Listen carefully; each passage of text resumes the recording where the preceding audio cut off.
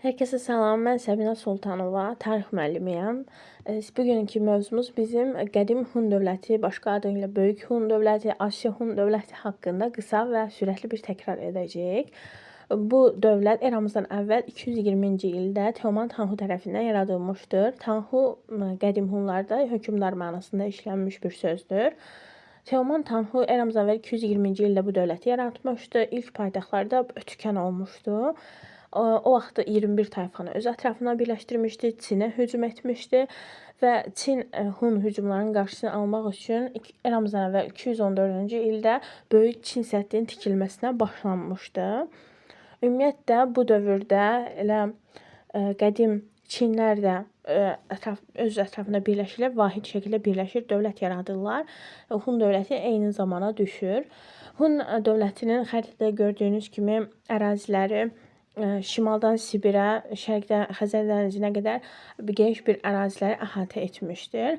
Teoman Tanhudan sonra hakimiyyətə Mete Tanhu gəlir. Eramızdan əvvəl 209-cu ildən eramızdan əvvəl 174-cü ilə qədər hakimiyyətdə olmuşdu. O ətrafına 26 tayfa birləşdirmişdi. Ordu islahatı keçirmişdi Mete Tanhu. Onluq, yüzlük, minlik dəstələr şəklində ordunu toplamışdı. Bölmüşdü, mərkəzi hakimiyyəti möhkəmləndirmişdi. Fit səsi çıxaran düşmənin qəlbinə vahimə salan oxlar Mete Tanhu'nun dövründə istifadə olmağa başlanmışdı. Mete Tanhu'nun dövründən Hun dövləti artıq imperiya olur. İpək yolu üzərinə nəzarət ələ keçirilir. Çində onu Tanrı Qutu, Tanrının hakimiyyət verdiyi şəxs olaraq adlandırmışdılar. Oğuznamədə Oğuz Xaqan olaraq Mete Tanhu'nun adı keçilir. Mete Tanhu'nun dövründə işğallar başlayır. Artıq Monqollar üzərinə hücumlar, Tibet tayfaları üzərinə hücumlar keçirilir. Daha sonra onlar ələ keçirilir. Bu ərazilər daha sonra qərbə doğru hücumlar başlayır. Çin üzərinə hücumlar baş verir. Eramızdan əvvəl 200-cü ildə Pinçen döyüşü baş verir. Burada Mete Tanhu Turan taktikasını istifadə etmişdir. Və Pinçen döyüşündə Hunlar Çinlər üzərində qalib gəlirlər və onlar arasında bir sülh bağlanır. Bu sülhə görə Çin xərac verməyə razı olur. Eyni zamanda Hunlar İpək yolu, ticarət yolu üzərində nəzarəti ələ keçirirlər və Çinin şimalı da Hunlara verilir. Bu zaman Çinlilər bir sıra nigah diplomatiyası vasitəsilə Hun dövlətini zəiflətməyə çalışırlar.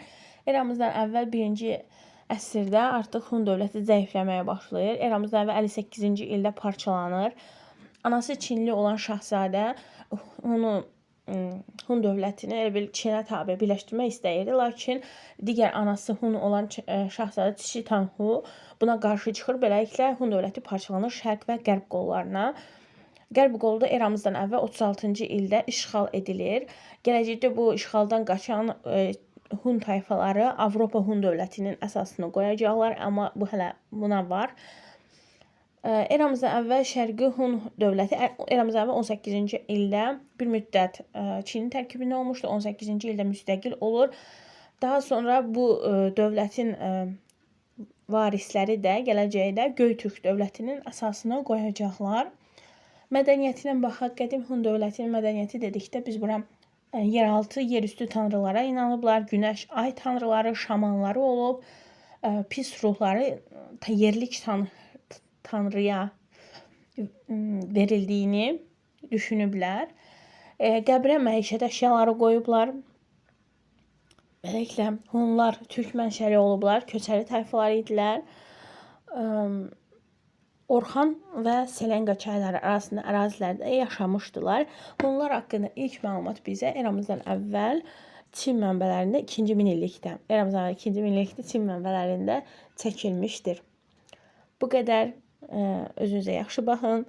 Qeydlər etməyi, suallar soruşmağı unutmayın.